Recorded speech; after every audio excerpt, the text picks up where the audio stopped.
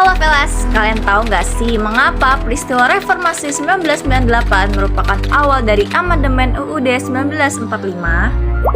Kenalin, aku Saskia Asmarwati, kelas 11 3, absen 30. Kali ini aku akan membuat tugas PPKN terkait dengan Reformasi 1998 yang menjadi awal dari amandemen UUD 1945. Untuk lebih jelasnya, yuk simak video berikut ini.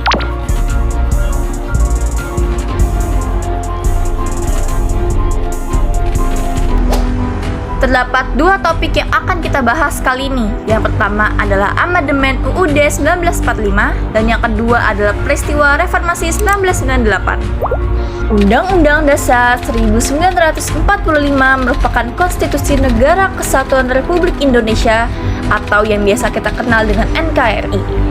UUD 1945 ditetapkan dan disahkan oleh Panitia Persiapan Kemerdekaan Indonesia yaitu PPKI pada 18 Agustus 1945.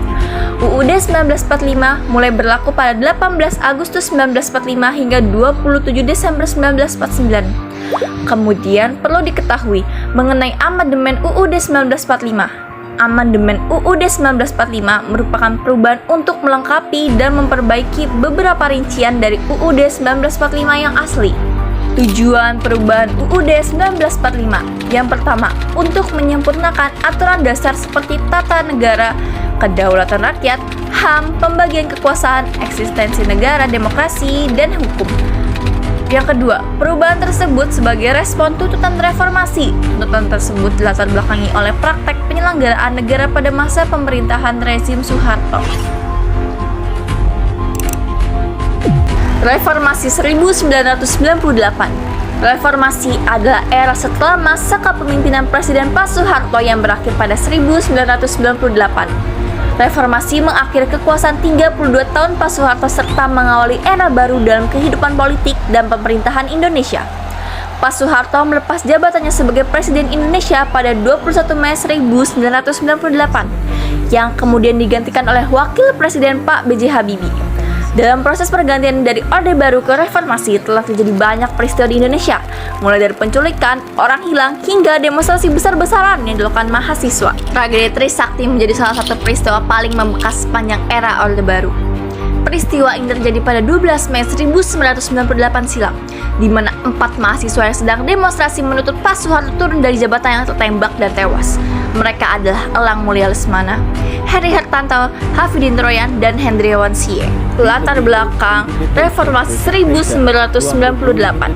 Krisis finansial Asia yang menyebabkan ekonomi Indonesia melemah dan semakin besarnya ketidakpuasan masyarakat Indonesia terhadap pemerintahan pimpinan Pak Soeharto saat itu, menyebabkan terjadinya demonstrasi besar-besaran yang dilakukan berbagai gerakan mahasiswa di berbagai wilayah Indonesia.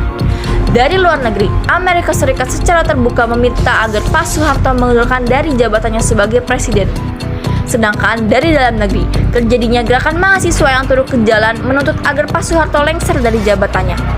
Kepemimpinan Pak Soeharto semakin menjadi sorotan sejak terjadinya tragedi Trisakti pada 12 Mei 1998, di mana 4 mahasiswa tertembak mati dan memicu kerusuhan Mei 1998 sehari kemudian. Tujuan diadakannya Reformasi 1998 adalah yang pertama, menuntut turunnya harga-harga kebutuhan pokok yang melonjak tinggi sejak Juli 1997.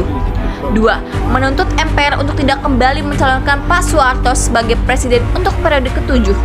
Ketiga, menjelang lengsernya Pak Soeharto, para pejabat melakukan perjanjian simbolik dan beberapa langkah kebijakan ekonomi guna untuk mencoba mengatasi keadaan dan mempertahankan kekuasaan atau buying time. Dampak Reformasi 1998. Yang pertama, kebebasan menyampaikan pendapat. Presiden Pak B.J. Habibie memberikan ruang bagi siapapun yang ingin menyampaikan pendapat, baik dalam bentuk rapat umum maupun unjuk rasa atau demonstrasi. Yang kedua, masalah dui fungsi ABRI. Peran ABRI di perwakilan rakyat DPR mulai dikurangi secara bertahap, yaitu dari yang tadinya berjumlah 75 orang menjadi 38 orang.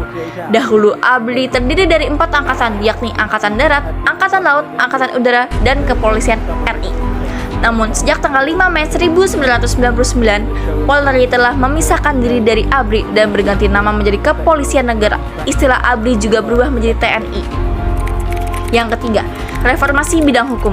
Pada masa pemerintahan Pak B.J. Habibie, dilakukan reformasi di bidang hukum, di mana reformasi hukum ini disesuaikan dengan aspirasi yang berkembang di masyarakat. Oleh karena itu, hukum di era Orde Baru tidak lagi diterapkan pada masa reformasi. Karena di era ini, Pak B.J. Habibie ingin menciptakan hukum yang dapat menjamin keamanan perlindungan HAM. Terima kasih sudah menonton videonya sampai habis, semoga bermanfaat.